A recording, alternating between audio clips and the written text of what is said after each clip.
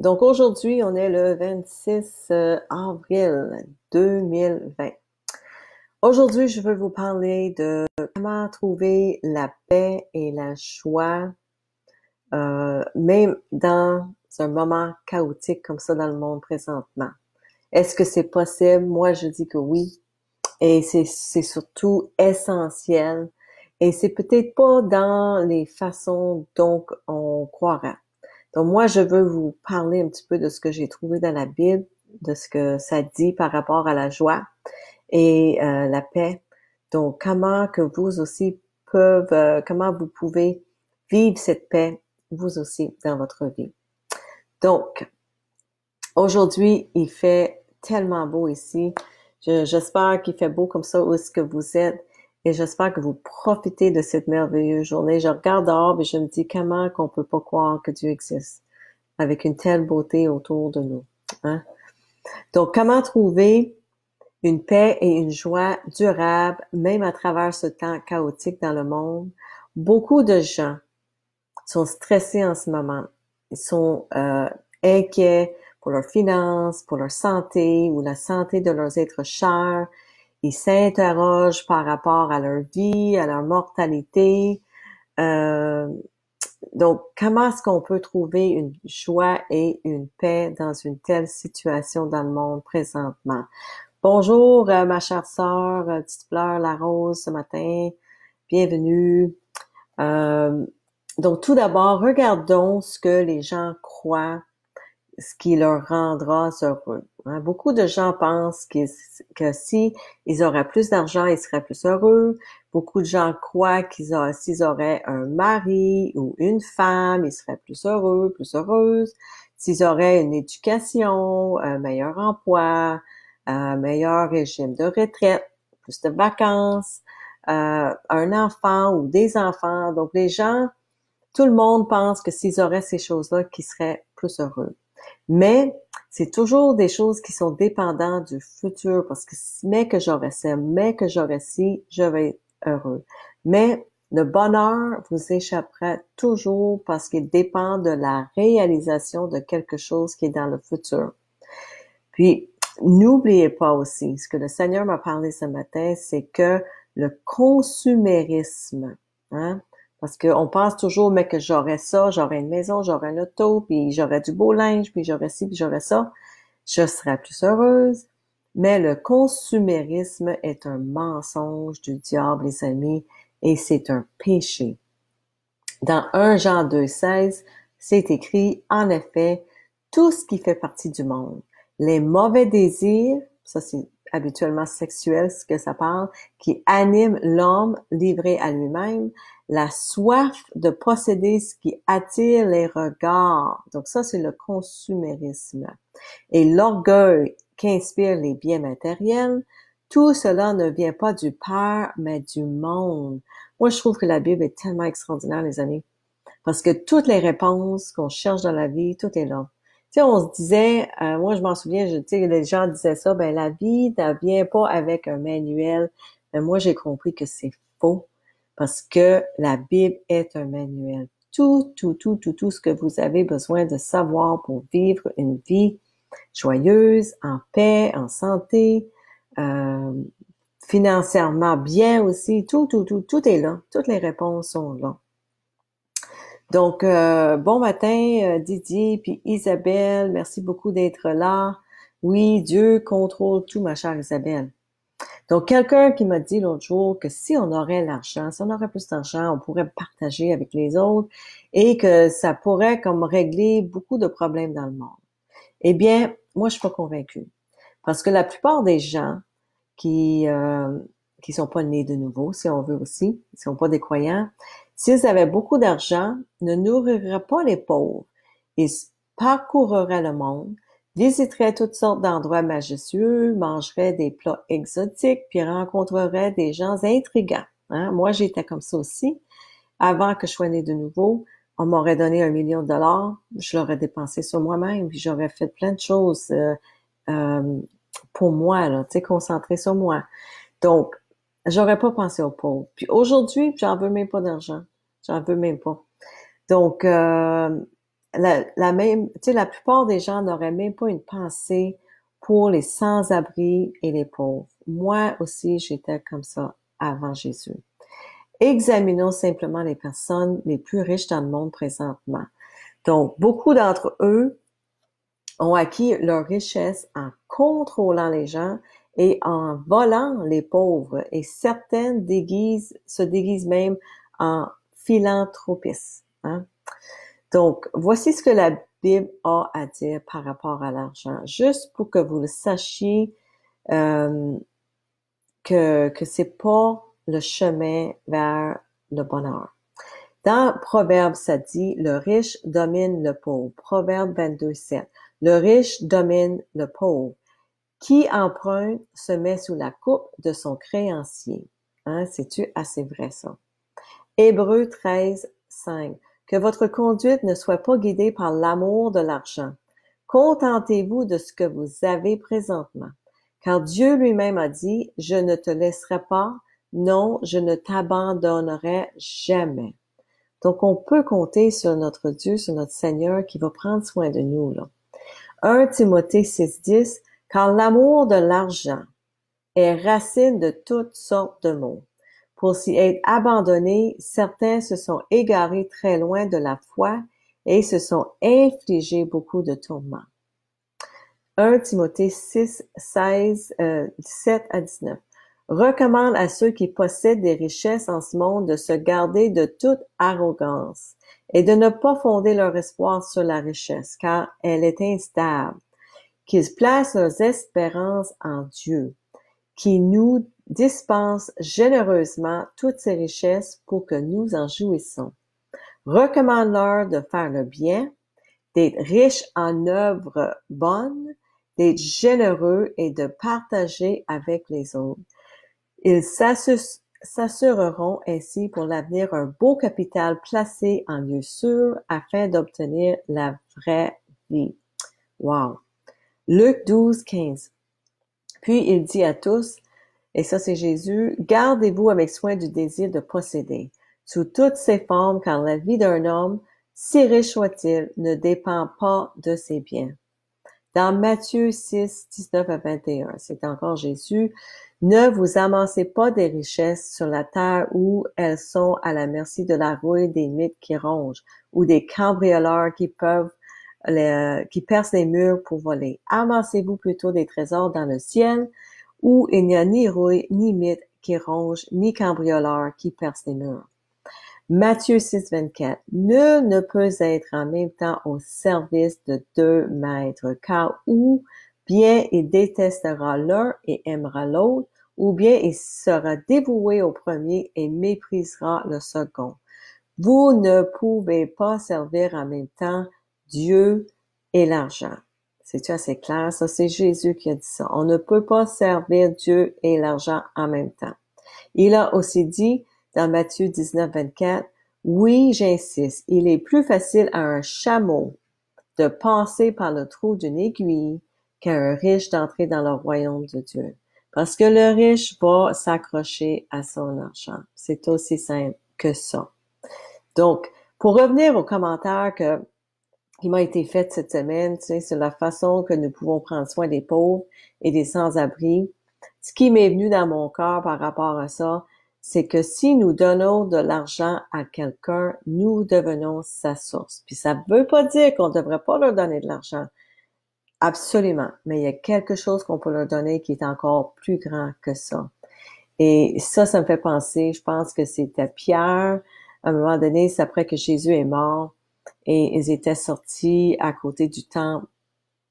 Puis il y avait une personne qui était là à terre, puis qui demandait des sous. Et Pierre a dit, je n'ai pas d'argent à t'offrir, mais je vais te donner ce que j'ai. Puis ce qu'il lui a donné, c'était Jésus. Il lui a tendu la main et il a dit, lève-toi et marche. Et cet homme-là a été guéri. Donc, c'était vraiment extraordinaire. Puis nous aussi, c'est ce qu'on doit faire. On n'a pas besoin d'argent pour donner aux gens. Si on n'en a pas, on n'en a pas. Si on en a, on devrait le partager absolument. Mais plus important que ça, c'est de partager Jésus avec les gens. Donc, si on donne Jésus à quelqu'un, ça serait Jésus sa source. Donc, si moi, j'y donne de l'argent ce mois-ci, ben, le mois prochain, il va revenir à moi. Ben, si j'y donne Jésus, puis j'ai dit, écoute, prie à Jésus, demande-lui pour ce que tu as besoin, il va prendre soin de toi, puis peut-être Jésus va mettre ça sur mon cœur de lui donner de l'argent. Mais le mois prochain, là, il ne reviendra pas à moi pour l'argent, il devrait aller à Jésus. Donc, c'est comme ça que ça devrait fonctionner. Donc, donnez Jésus aux gens parce que c'est lui qui est le pourvoyeur, c'est lui le guérisseur, le délivreur, le conforteur, c'est lui qui est plus grand que tout et qui est tout aussi. Donc, regardons un petit peu aussi dans l'actualité de ce qui se passe aujourd'hui dans le monde. Beaucoup de gens perdent leur emploi, leurs entreprises, leurs entreprises sont complètement fermées. Il y a des gens qui n'ont pas d'épargne, ils peuvent pas payer leurs hypothèques ou leur loyer. Puis on est coupé du monde extérieur. Il n'y a pas de rassemblement, il n'y a pas d'église, il n'y a pas de sport, il n'y a pas de resto, pas de bar, il n'y a même pas de réunion de famille. Alors, comment utilisez-vous ce temps-là, ce cadeau? Moi, j'appelle ça un cadeau, c'est un cadeau du ciel, même si ça dépend comment que les gens vont voir ça dans les prochains mois à venir, les prochaines mêmes années, comment que les gouvernements vont gérer ça. Je crois qu'il y a deux façons de gérer ça. Et c'est soit que le Seigneur, ils vont se remettre au Seigneur, puis c'est le Seigneur qui va les guider, ou c'est l'homme qui va leur guider. On verra comment que les choses vont se passer. Mais Dieu est plus grand que tout. Il est plus grand que tout. Puis dans ce moment, je crois que ce qui est important, c'est que chaque personne cherche le Seigneur, puis qu'on profite de ce temps pour regarder qu'est-ce que le Seigneur est en train de faire dans nos vies. Donc, exemple, avez-vous aimé cuisiner des nouveaux plats pour votre famille? Est-ce que vous aimez manger plus avec votre famille, vos enfants? Il y a beaucoup d'entre vous que vous faites l'école à domicile. Est-ce que vous aimez ça? Est-ce que vous faites des projets artistiques avec eux? Comment ça se passe, votre temps en famille avec les enfants? Présentement, la plupart des magasins sont fermés, donc vous ne pouvez pas sortir dépenser votre argent. Donc là, le petit peu que peut-être que vous avez, au moins vous pouvez l'accumuler, sans aller le dépenser à tout bout de champ. Donc, est-ce que vous réalisez à quel point que vous êtes capable de faire avec moins, de dépenser moins, de vivre plus simplement? Est-ce que vous avez le temps ou prenez le temps de réfléchir aussi sur votre vie, votre mort? Est-ce que vous êtes prêt à mourir? Puis savez-vous sans aucun doute, ça c'est une question qui est super importante, est-ce que vous savez sans aucun doute où est-ce que vous allez vous rendre après la mort? Puis comment que vous savez ça? Comment vous pouvez être sûr et certaine de ça? Est-ce que vous vous basez sur quelque chose que quelqu'un vous a dit? Est-ce que vous avez fait vos propres recherches? Puis moi, je trouve que c'est super important, même pas, croyez-moi, même pas de ce que je dis, faites vos propres recherches.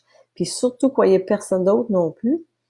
Faites vos recherches pour vous-même. Parce que je peux vous dire que la vie éternelle est longue temps pour être trompé, puis d'être trompé par les autres parce qu'on aurait fait confiance à eux. Combien de fois dans votre vie déjà vous avez fait confiance à quelqu'un et vous avez été déçu? Hein? C'est arrivé avec tout le monde. Donc, imaginez mettre votre vie éternelle dans les mains de quelqu'un et d'être trompé. Donc, moi, en tout cas, je vous encourage fortement de profiter de ce temps-ci, de chercher le Seigneur. C'est écrit dans la Bible, dans Psaume 46:10, « Arrêtez, dit-il, reconnaissez-moi pour Dieu. Know that I am God. » En anglais, c'est « Sachez que je suis Dieu. » Arrête-toi, puis sache que je suis Dieu. Sache que je suis là avec toi. Donc, c'est important de prendre ce temps-là. Comment peut-on vraiment être en paix pendant cette période chaotique présentement, puis ressentir cette joie-là dans un moment aussi sombre et déroutant dans le monde? Donc, c'est comme je vous ai dit, le bonheur est éphémère. Mais la vraie joie, d'autre part, vient uniquement de la connaissance du Seigneur. C'est d'être rempli du Saint-Esprit. C'est la seule façon qu'on peut vraiment expérimenter la vraie joie. C'est seulement par le Saint-Esprit. Dans Romains 15, 13, c'est écrit que le Dieu de l'espérance vous comble de toute joie et de sa paix par votre confiance en lui. Ainsi votre cœur débordera d'espérance par la puissance du Saint-Esprit. Alors vous voyez que cette paix ne peut être trouvée qu'en Dieu. Jésus a dit, non, c'est pas Jésus, c'est Paul qui a dit dans les Philippiens, ne vous mettez pas en souci pour rien, mais en toute chose, exposez vos demandes à Dieu en lui adressant vos prières et vos supplications, tout en lui exprimant votre reconnaissance. Alors, quand vous aurez tout donné à Dieu, là, alors la paix de Dieu, qui surpasse tout ce qu'on peut concevoir, gardera votre cœur, votre pensée sous la protection de Jésus-Christ. Et ça, les amis, je peux vous assurer que c'est la vérité. Quand vous mettez tout au pied de la croix de Jésus-Christ et vous vous donnez tous vos soucis, toutes vos peurs, toutes vos inquiétudes, vous mettez tout cela, puis vous lui demandez d'en prendre soin, vous lui demandez de prendre charge de votre vie, d'être votre sauveur, de vous sauver présentement. On a tous besoin d'un sauveur. Puis je peux vous dire que avoir Dieu comme sauveur, avoir Jésus comme sauveur, ça va être pas mal plus, ça va nous amener pas mal plus de paix que de mettre notre confiance présentement dans les gouvernements et tout ça. C'est Jésus qui peut nous sauver, qui peut nous amener cette paix-là. Donc, la paix de Dieu qui surpasse tout ce qu'on peut concevoir gardera votre cœur et votre pensée sous la protection de Jésus-Christ. Dans Galatiens, Paul dit, mais le fruit de l'esprit, c'est l'amour, la joie, la paix, la patience, l'amabilité, la bonté, la fidélité, la douceur et la maîtrise de soi. Dans Matthieu, Jésus a dit, faites donc du royaume de Dieu, de ce qui est juste à ses yeux, votre préoccupation première, et tout le reste s'en suivra. Donc, cherchez donc Dieu en premier lieu, cherchez Dieu en premier, mettez-le en premier dans votre vie, pardon, et il s'occupera de tout le reste. C'est tellement vrai. Moi, dans ma vie, c'est ce que je fais. J'ai mis Dieu en premier dans ma vie depuis 2 ans maintenant, et je n'ai manqué de rien, absolument rien. J'ai un toit sur ma tête, j'ai de la bouffe sur la table, j'ai des vêtements, j'ai une auto à ma disposition. J'ai vraiment tout ce que j'ai besoin aujourd'hui. Puis dans la prière, notre Père se dit, donnez-nous notre pain de ce jour. Demain, on prierait encore pour demain, mais donne-moi mon pain pour aujourd'hui, puis c'est ce que le Seigneur fait dans notre vie quand on se remet à lui complètement. Donc, c'est ce que je souhaite pour vous tous. Peu importe ce qui se passe autour de vous présentement, vous expérimenterez sa paix qui dépasse toute compréhension si vous vous remettez entre ses mains complètement. Donc, si quelqu'un autour de vous a besoin d'entendre ce message, qui a besoin de paix, qui a besoin de joie dans leur vie, s'il vous plaît, partagez ce message avec eux. Il y a un grand besoin de ça présentement, parce que avec tout ce qui se passe, c'est facile, même moi, j'ai remarqué ça cette semaine, c'est facile que je tombe dans le panneau, puis que je tombe dans un petit peu la peur et la panique, parce que je vois que tout ce qui est écrit dans la Bible, tout ce qui est prophétisé dans la Bible est en train de se dévoiler sous nos yeux. Quand on écoute les nouvelles, tout est là, tout se passe. Puis je crois que Dieu est toujours en contrôle, puis ça peut quand même changer, ça peut aller d'un bord ou de l'autre, parce que si je regarde en arrière, c'est pas la première fois dans le monde, pardon, que les choses se sont rendues où ce qu'ils sont présentement. Hein?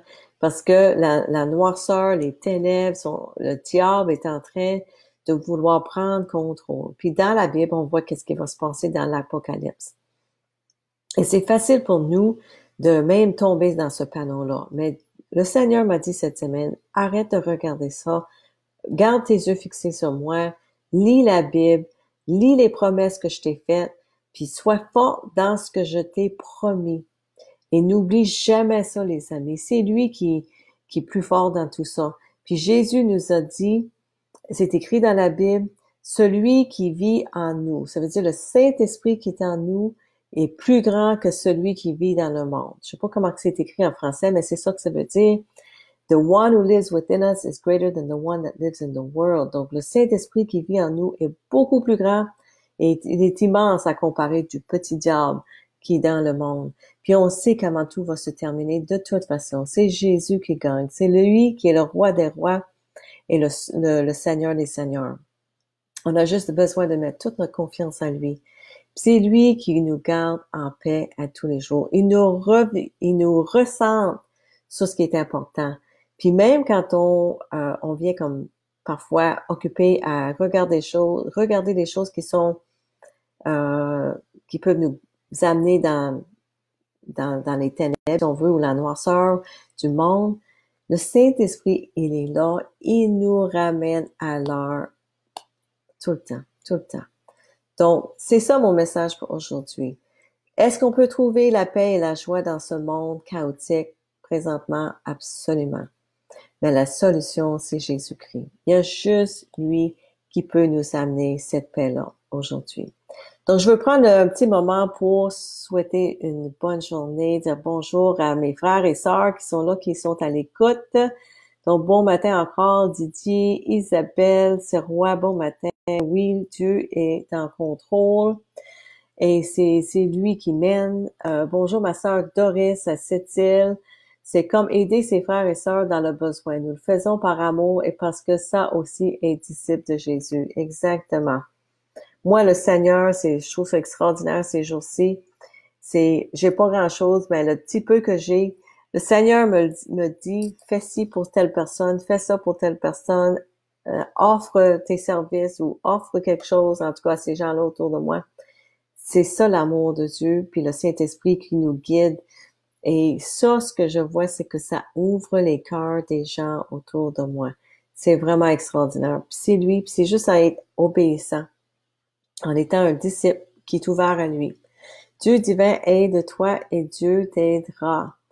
Bonjour Diane, Isabelle, bon matin, Fabi Calderon. C'est juste lui qui sait qu'est-ce qui va se passer prochainement et c'est pour ça qu'il faut lui parler et lui écouter le plus possible. Il ne faut pas désespérer. Absolument, Fabi, t'en plein ça. Amen, Didier.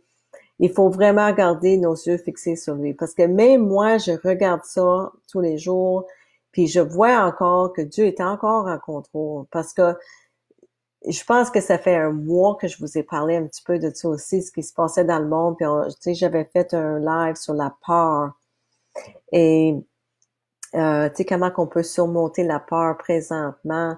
Mais je trouve ça extraordinaire que ça fait 5 semaines à peu près. Puis, tu sais, dans ce temps-là, on était comme sur un chemin, puis ça pouvait aller à gauche comme ça pouvait aller à droite. On était encore là. Il y a encore le temps que le Seigneur ramène les choses, tu sais, pour lui. Je crois qu'on a encore un temps de grâce dans ce monde. Moi, j'appelle ça un temps de grâce.